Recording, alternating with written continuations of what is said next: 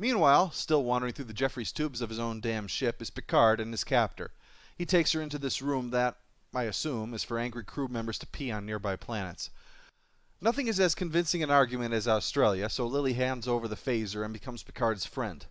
One thing I like about this movie, which actually wound up having this happen through accident rather than original intent, is that there is no romance between Lily and Picard. Far too often a character is made female because they have to be rescued or are the love interest. Instead, Lily's gender is, no Borg pun intended, irrelevant. It has no bearing on the events, except that it'd be harder for her to pee on Australia. Speaking of things to pee on, here comes the Borg Queen. This is a rather divisive topic, but put me firmly in the Borg Queen was a mistake camp. The concept of the Borg up until now was that there was a single mind to all the Borg, as observed way back in Q Who, when we learned of that nature and realized that a single leader can make mistakes, but it's far less likely with the combined whole.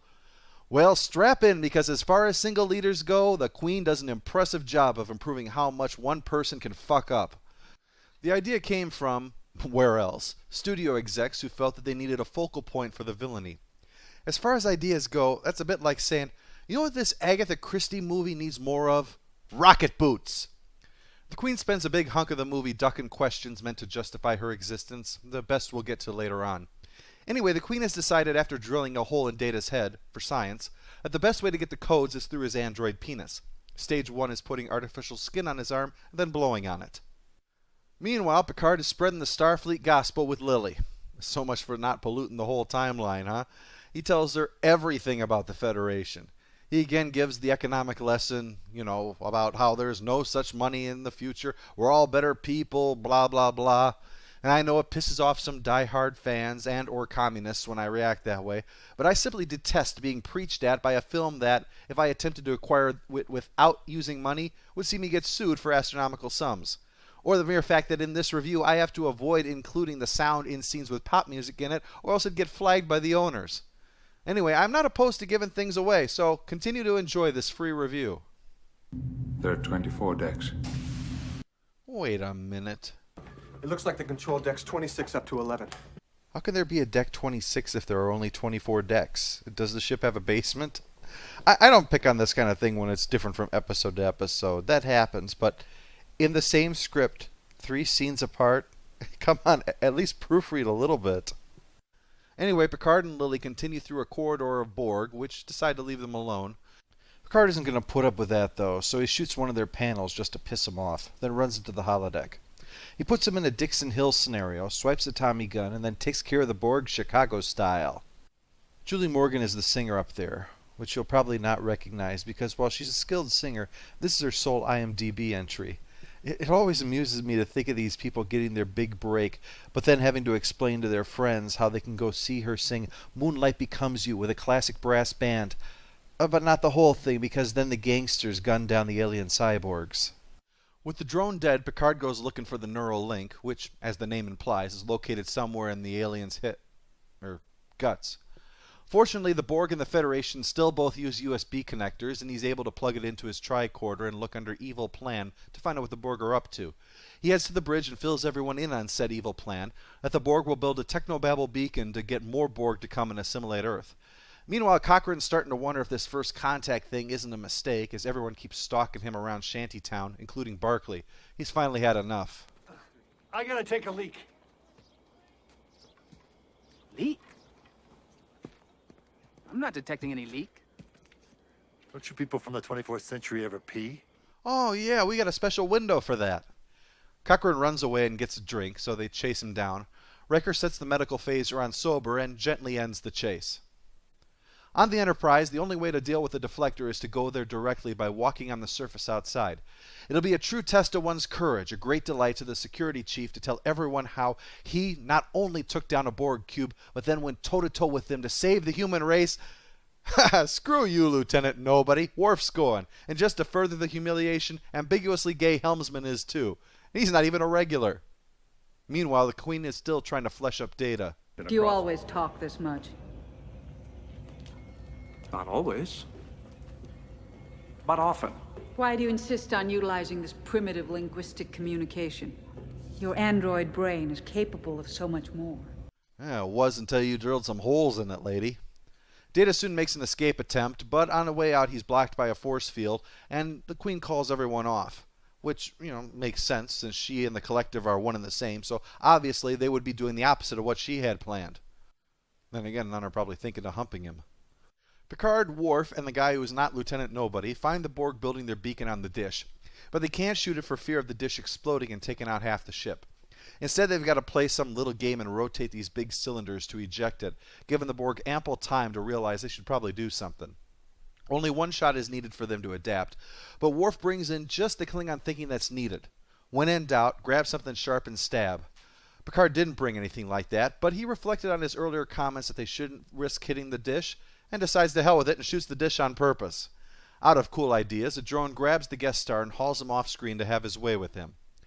As more close in on Picard, there's only one lock left to undo, but it's all the way over there. Oh, what would award-winning mystery writer Agatha Christie do to get out of this? Yes! Rocket boots! The last maglock complete, victory seems assured, but a Borgified helmsman stands in his way. Picard stands ready. Fine, the worst you can do is assimilate me, and you've already done that. So go ahead. Come on! Give me your best shot! Ah! Not in the face! Luckily, action hero Picard can be saved from his own helmsman by Worf, who then, in lieu of driving a car into a helicopter, says, "Assimilate this."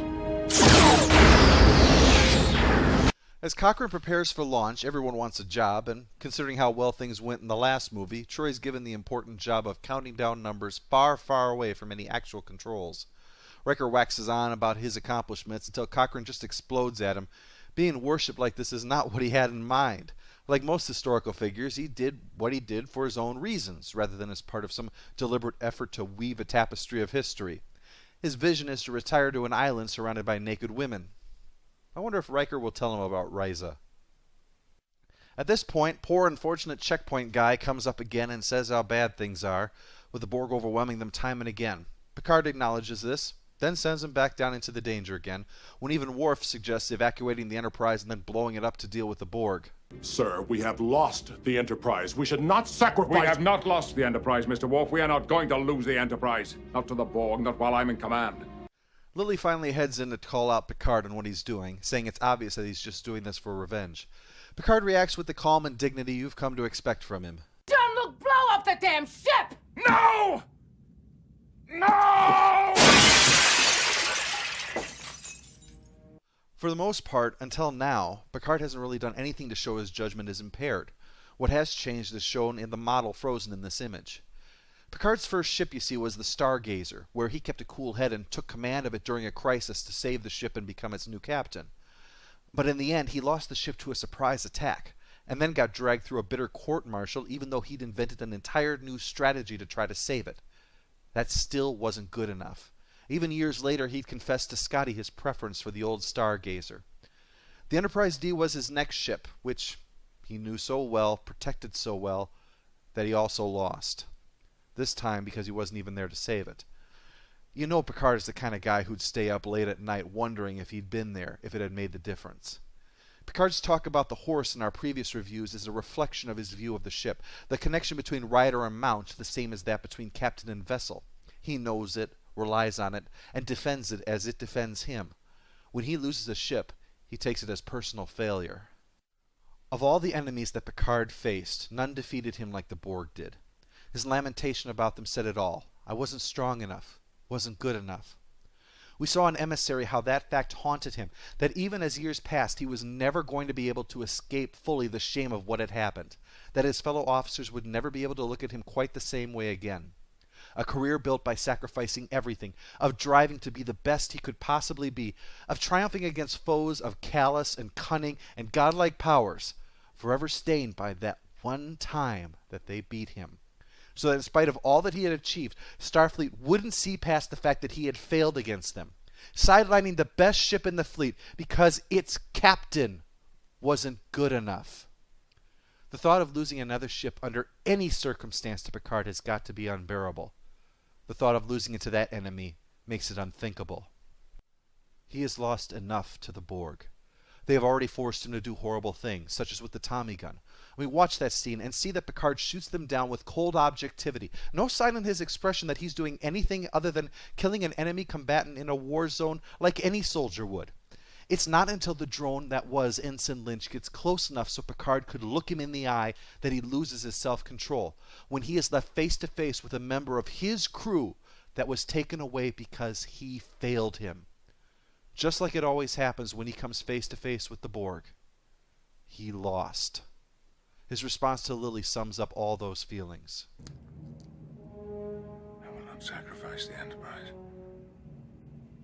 We've made too many compromises already. Too many retreats. They invade our space, and we fall back.